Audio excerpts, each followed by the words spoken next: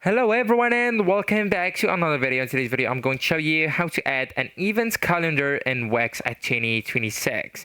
So what is the Wix Events? Wix Events lets you create online or in-person events, display the events in a calendar or list, sell tickets or accept RCVPs, even manage attendees and send events, emails, and reminders. Okay, so to do that or to add the Wix events to your site, you all need at first to make sure that you have an account and sign in on the Wix.com website, and after that just go and click on my sites, the option that's located on the top left next to the Wix logo. So just go ahead and choose or select that specific site that you want to add Wix events on it, and after that just go and click on design sites, the button that's located on the top right corner of the website.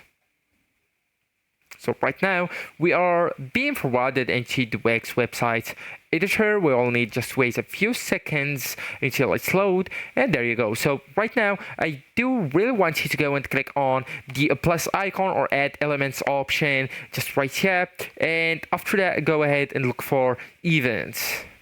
So actually the events option is just right here. Go ahead, click it, and then go with add to site. Okay, so wait a few moments. And there you go. So as you can see, Wix automatically adds the events page, the events details page right here, more info, and the registration and ticket system.